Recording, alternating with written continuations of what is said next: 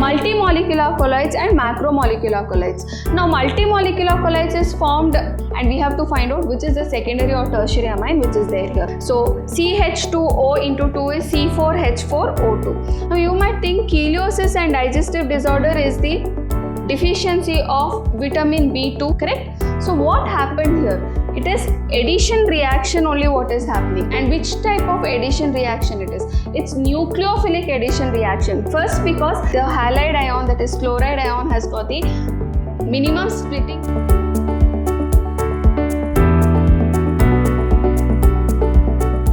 So welcome back to the part 2 of Karnataka CET 2015 chemistry question paper. So we'll see the next question. Question number 21. How many ions per molecule are produced in the solution when more salt is dissolved in excess of water? 4, 5, 6 or 10. So what is dissolved in water? More salt. What is more salt? It is FeSO4 dot NH4 twice SO4 with 6 molecules of water. Correct? But when it is dissolved, what are the ions which we get? We get as Fe plus 2 ions and SO4 2 minus ions, and here you will get 2 NH4 plus ions and 1 SO4 2 minus. So total number of ions is 1, 2, 3, 4, 5. So we are going to get 5 ions. So it is option B. Okay. Next question. Glycogen is a polymer of beta-D-glucose unit, a structural polysaccharide, structurally very much similar to amylopectin, structurally similar to amylopectin but extensively branched. Glycogen is very much similar to amylopectin but it is extensively branched. This we have already studied in our theory. So it's a direct question, it's a fact. So it is option D. Okay. Question number 23.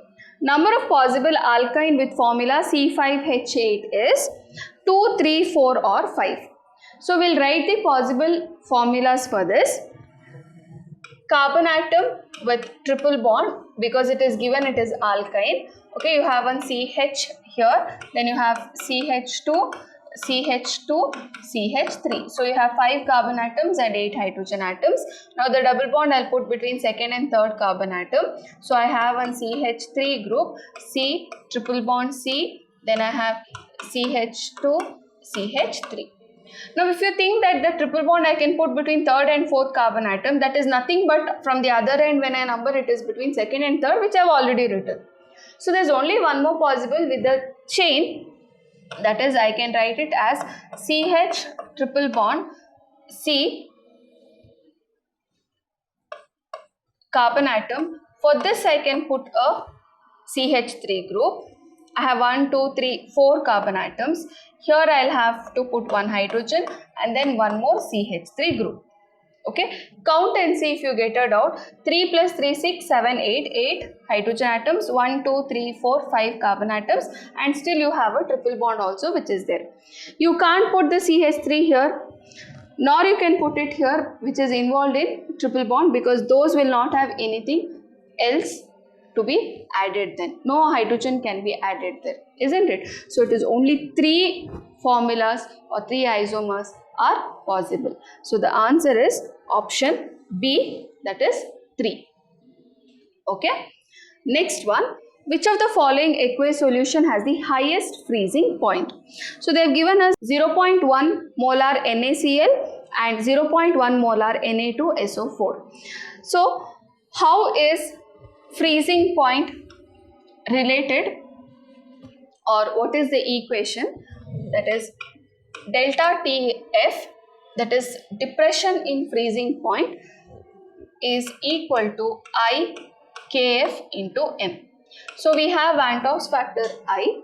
So if the I value is highest, then the depression in freezing point also will be highest. But then they are asking the highest freezing point. So the I should be lowest, then it will have the highest freezing point. So I hope you know the relationship here. I value for sucrose and NaCl is 2. Sucrose is 1 because it will not dissociate at all, and Na2SO4 you will get it as 3. So it is for this one. Why exactly? Because you have 0.01 compared to others all which are 0.1. So 0.01 molar is much lesser.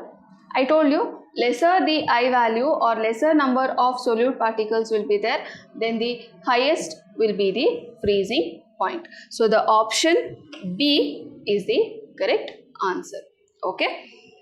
Next one, half-life period of first order reaction is 10 minutes. Starting with initial concentration 12 molar, the rate after 20 minutes is, so it is 0.0693 moles per minute.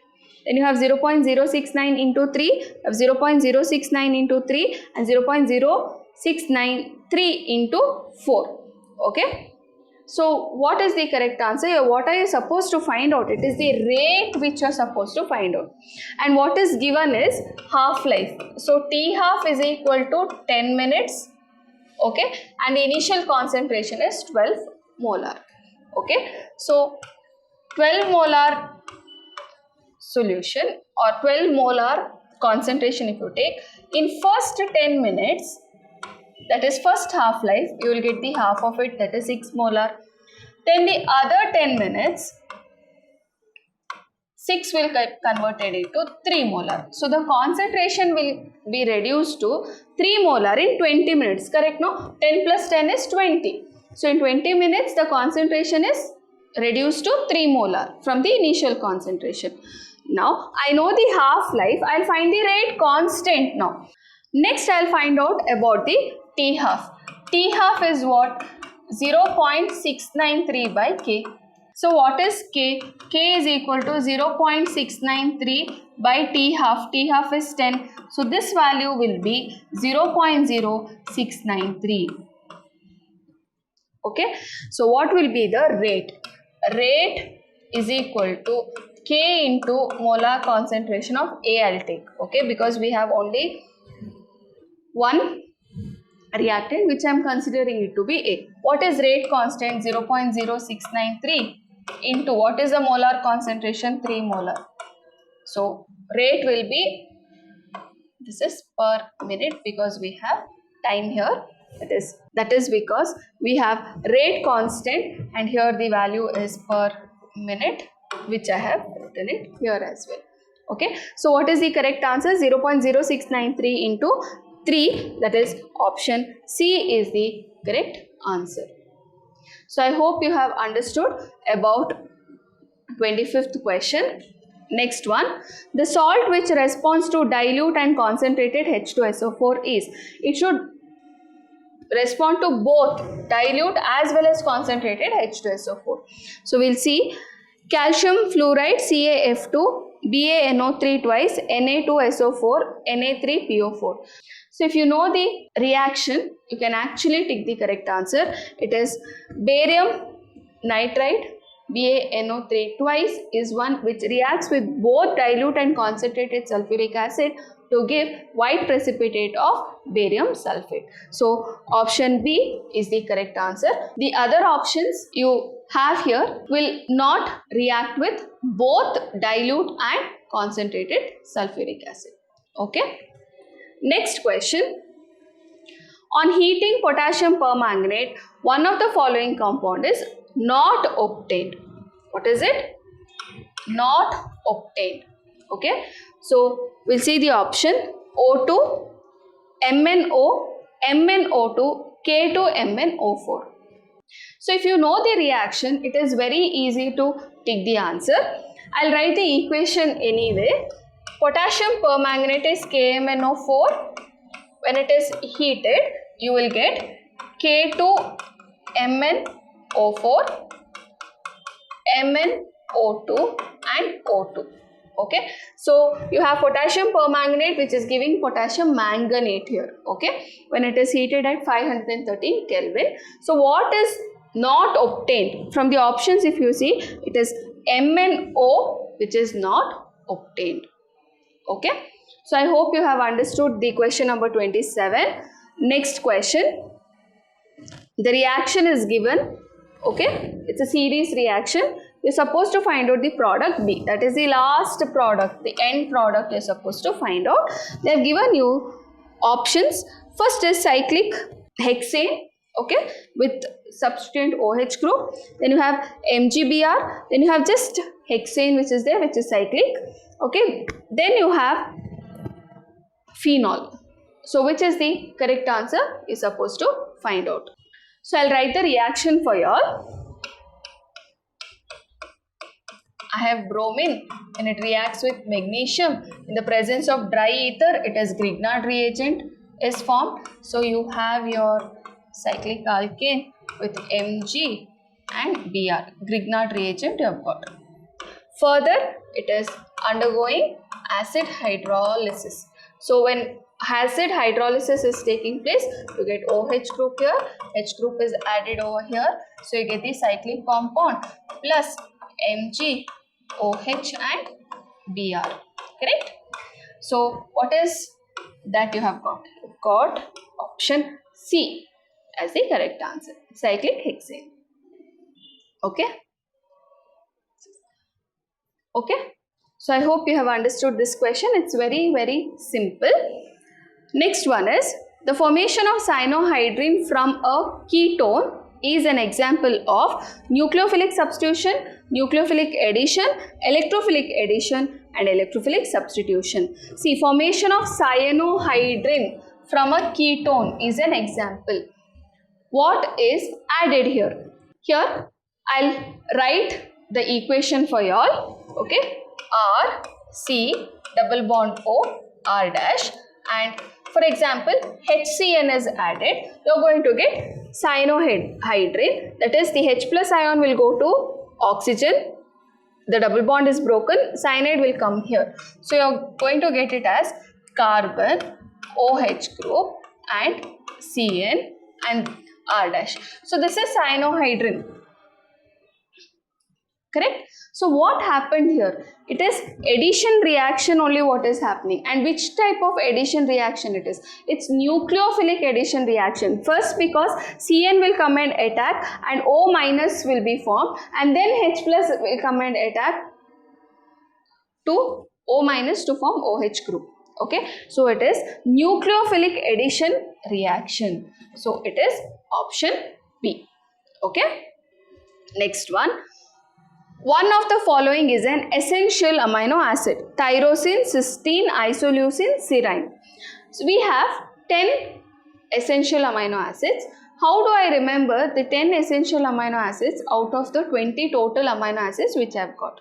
So the number of mnemonics which is there. The easiest one is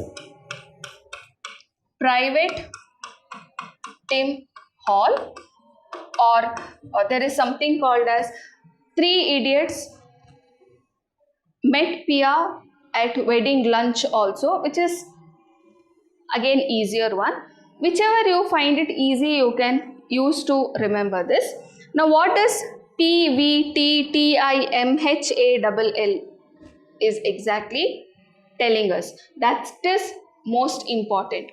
Okay, so P is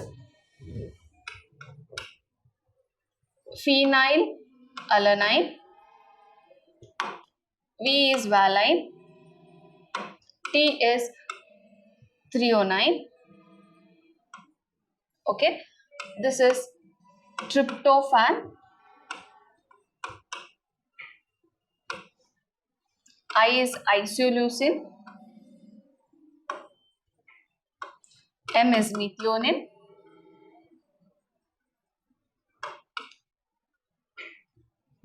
then I have histidine,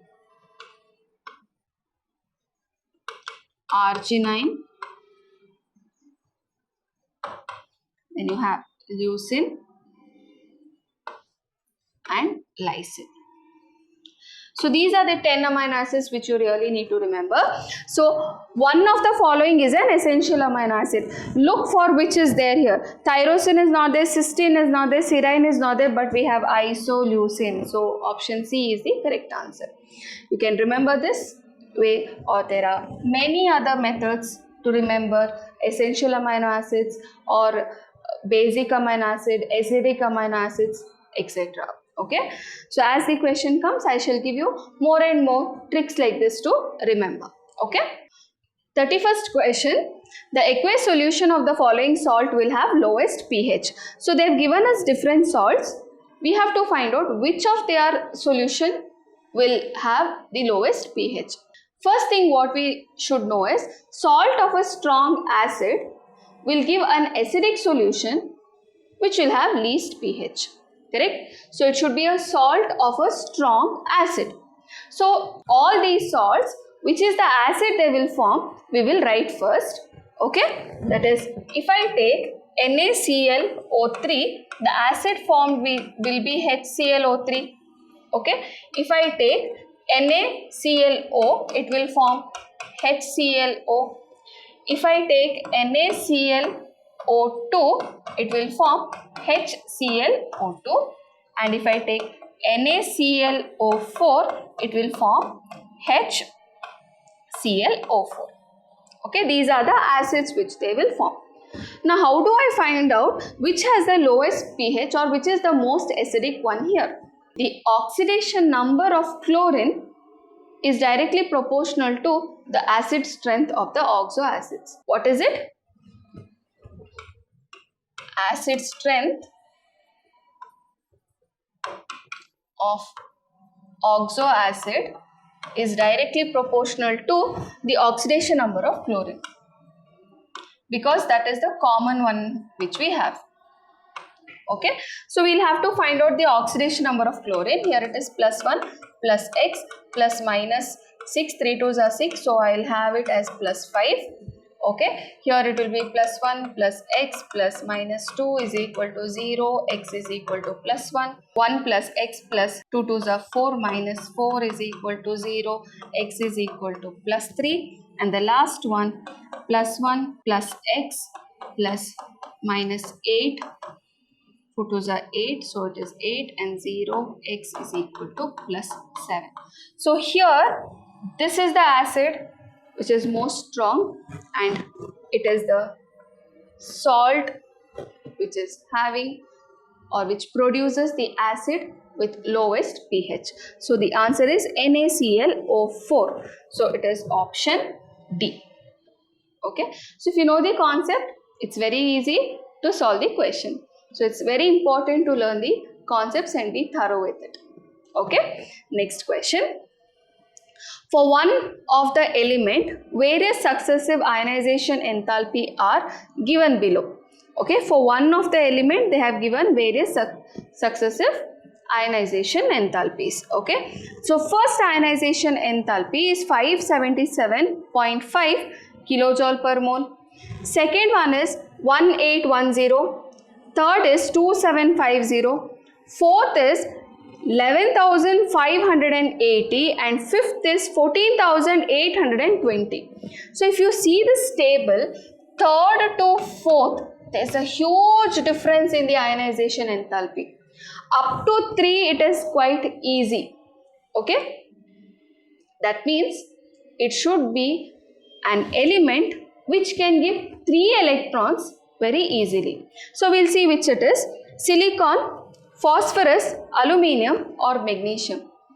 Among this, the most commonly occurring +3 charge on the cation, which is it?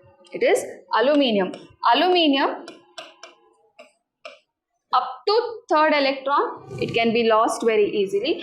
Fourth electron becomes quite difficult, isn't it? That's the reason aluminium is the correct answer. Okay, so it's very important to observe the given table very clearly. Okay, 33rd question. 0.30 grams of an organic compound containing carbon, hydrogen and oxygen on combustion yields 0.44 grams of carbon dioxide, 0.18 grams of water. If 1 mole of compound weighing 60, then molecular formula of the compound is. They have given you the different molecular formulas here. Okay, we are supposed to find out the molecular formula, but they have not given the percentage of carbon, hydrogen and oxygen. They have given the mass of carbon dioxide and water which is formed during the combustion of the organic compound. So first method is, you are supposed to find out the percentage of carbon, hydrogen and oxygen, then find the empirical formula and then the molecular formula. This is a little longer question, okay, but then if you are very quick in solving, is of course you can solve it quickly. So first we will find out the percentage of carbon is 12 by 44. Weight of carbon dioxide is 0.44 which is formed, and weight of organic compound is 0.30 into 100. So if I solve this, I'll just move the points, okay, it will get cancelled.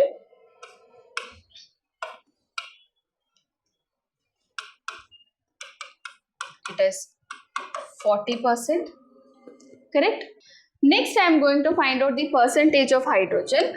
So percentage of hydrogen is 2 by molecular mass of hydrogen by molecular mass of water into mass of water which is formed is 0.18, mass of organic compound is 0.30 into 100.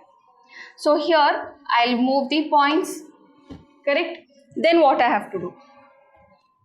18 and 18 gets cancelled, 0 and 0 gets cancelled. So 2 into 10 is 20, 20 divided by 3 I will get. So this is 6.66. Okay. Now then percentage of oxygen is 100 minus 40 plus 6.66, that is 46.66 it is. 100 minus 46.66 is, this is equal to 53.34. Now I have got percentage of carbon, hydrogen and oxygen, correct? So I have carbon, hydrogen, oxygen. Okay, what is its percentage? 40. This is 6.66 and this one is 53.34.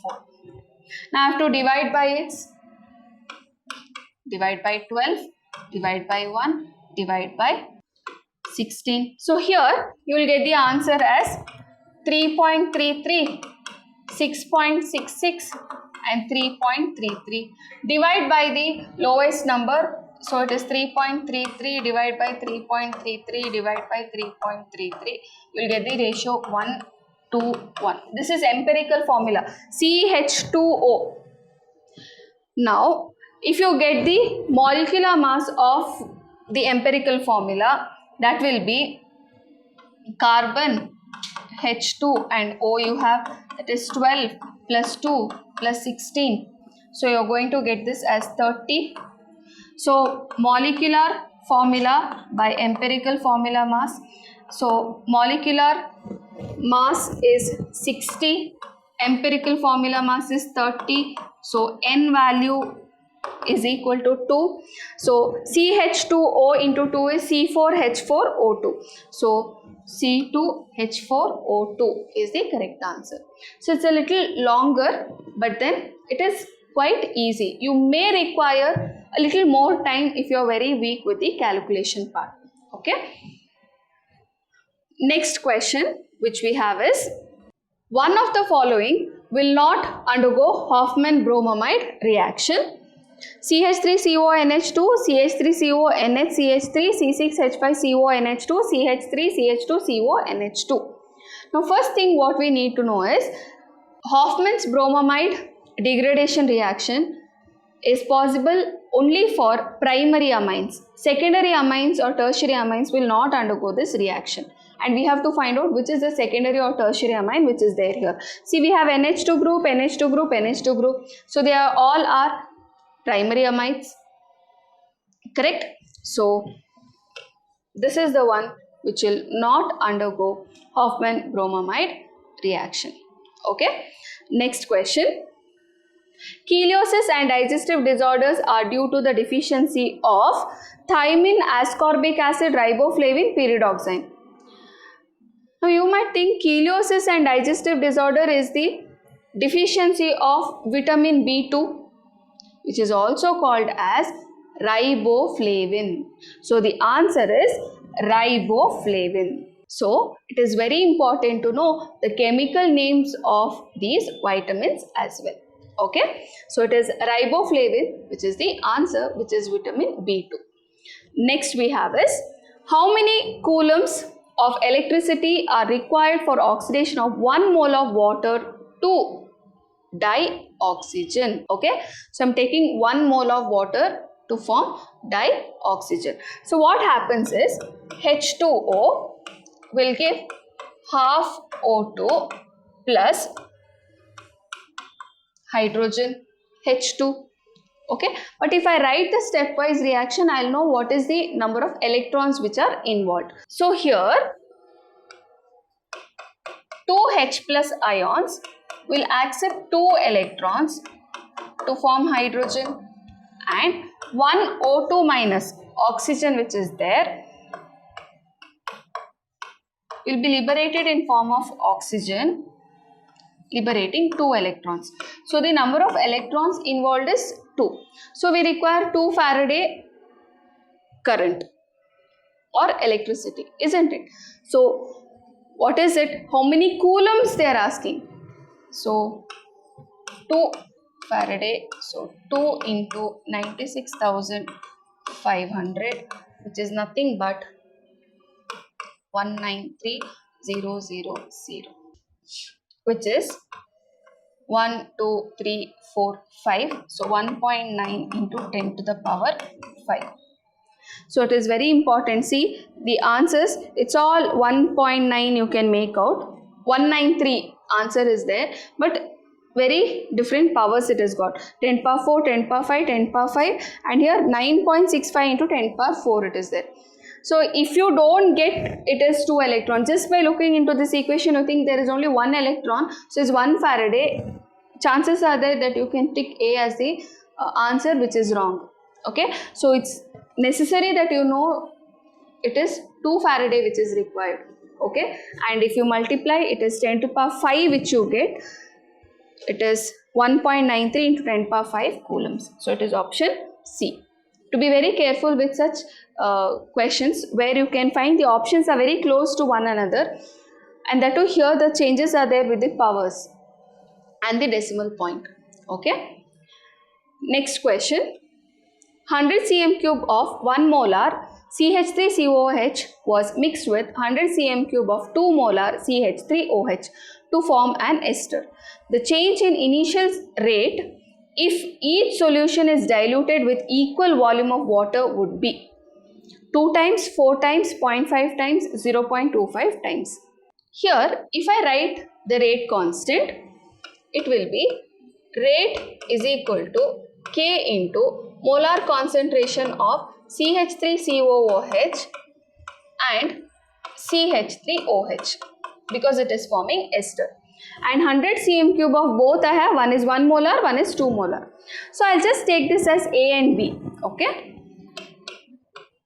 So rate 1 I'll take, K is equal to A and this is B.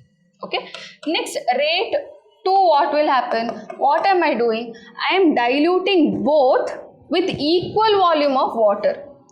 So this will become by 2. This also will be by 2 concentration, because equal amount it is diluted. So what will happen to the rate is what we want to know. So I'll just take the ratio here, that is rate 2 by rate 1 I will take. Okay, so it is K, A by 2, B by 2 divided by K, A and B. So K and K gets cancelled. So it is A by 2 by A and A gets cancelled, B by 2 by B and B gets cancelled. So it is half into half, that is 1 by 4. So how many times? 1 by 4 and resto 0.25 times is the correct answer. Okay, so the change in initial rate with each solution, the change in initial rate if each solution is diluted with equal volume of water would be 0.25 times. Okay, because it is diluted, that's why it is 0.25 times. Okay, I hope you have understood this particular question. Next question, which of the following colloids cannot be easily coagulated? Cannot be coagulated easily. Okay, lyophobic colloids, multimolecular colloids, macromolecular colloids, irreversible colloids. See, which cannot be easily coagulated is the question. That is, lyophobic colloids can easily be coagulated. Irreversible means again it is lyophobic only. So that also can be coagulated very easily. Multimolecular colloids and macromolecular colloids. Now multimolecular colloids is formed usually by lyophobic methods. It's also a lyophobic colloid. Only macromolecular colloids are the ones which is lyophilic and it cannot be coagulated easily. So the answer is macromolecular colloids. Okay. Next question. The complex ion having minimum magnitude of delta O for CFSE, that is crystal field splitting energy, is, see, you have to just see the ligands which is there. Okay, we have chromium CN6 3 minus, CONH3 6 3 plus, COCl6 3 minus, CrH2O6 3 plus. So here which are the ligands you have? You have Cn minus, then you have NH3, H2O and Cl minus. So the weakest ligand is this. Hence the splitting will be very less and the splitting energy also will be least. So the answer, minimum magnitude of delta O will be for COCl6 3 minus. Okay, there is one more method to calculate and then tell, because all these strong ligands there is a slight change. It is not necessary that for Cn minus only the delta O value should be highest. It depends on the number of electrons which is there in T2G level and EG level. For that there is a formula, but of course for this question you do not need that formula to answer it, because they are asking minimum magnitude and we know that the halide ion, that is chloride ion, has got the minimum splitting capacity and because of that even the energy will be less there. Okay, the formula which we can use is CFSE is equal to minus 0.4x plus 0.6y delta O. Okay, where X is number of electrons in T2G and here Y is number of electron in EG level. Okay, based on this the values can change and the order of their delta O values can change. Okay, next question. The arrangement of following compounds: bromomethane, bromoform, chloromethane, dichloromethane, in the increasing order of their boiling point.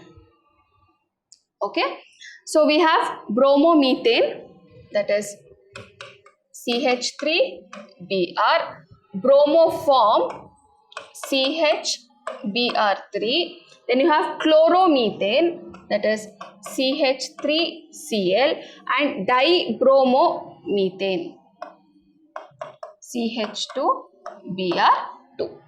So they are asking us to arrange them in increasing order of their boiling point.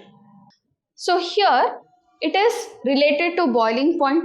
We know that the boiling point increases as the molecular mass increases.